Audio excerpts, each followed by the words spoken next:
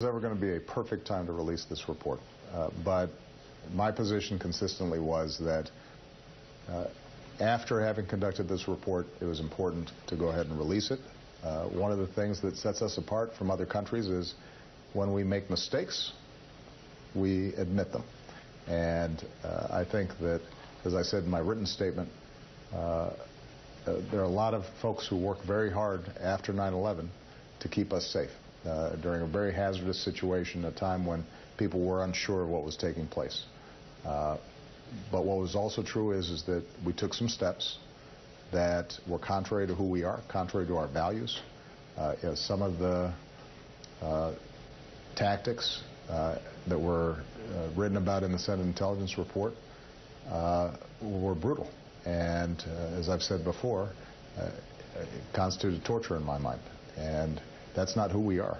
And so, although I am concerned about potential ramifications overseas, and we've taken precautionary steps to try to mitigate any additional risks, I think it was important for us to release this so that we can account for it, so that people understand precisely why I banned these practices as one of the first acts I took when I came into office, and hopefully make sure that we don't make those mistakes again.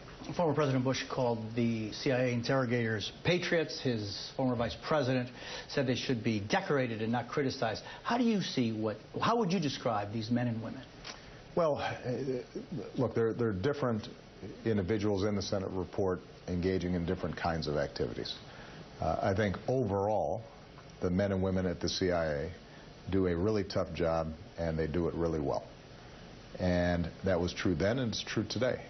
But in the aftermath of 9/11, I think in the midst of a national trauma and uncertainty as to whether these attacks were going to repeat themselves, what's clear is that the CIA set up something very fast, without a lot of forethought to what the ramifications might be, that the lines of accountability that needed to be set up weren't always in place, and that some of these techniques that were described were not only wrong, but also counterproductive, because we know that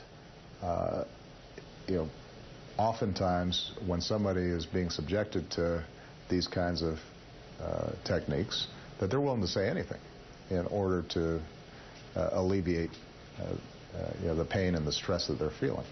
And we've got better ways of doing things. And so, I think it's important for us not to paint a broad brush about all the incredible, dedicated professionals in our community based on some actions that I think were really contrary to who we are. But I think it is also important for us to face up to the fact that when countries are threatened, oftentimes they act rashly in ways that, in retrospect, were wrong. And we need to acknowledge that, in part, to build in place systems so that if, heaven forbid, we find ourselves under the kinds of direct threats that have occurred in the past, that we recognize the dangers ahead of time and do better. The report says that the president, even Congress many times, was unaware of the techniques being used or even the magnitude of what was being done. Are you concerned that maybe today the CIA could be doing something that you're unaware of? Well, no, because I've been very explicit about how our intelligence gathering needs to conduct itself, and have explicitly prohibited these kinds of techniques. And so anybody who was doing the kinds of things that are described in the report would not simply be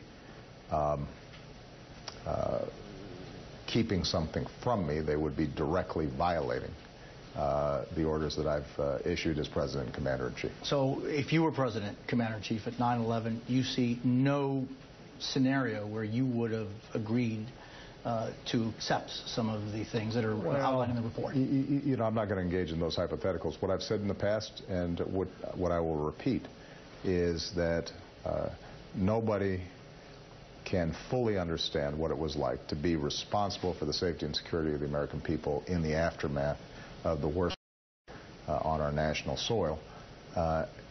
And you know, I think that there are those who, when things are tough and dangerous, demand do something, and then when things seem safer, may not recall the kinds of panic and fear and concern that the public as a whole had.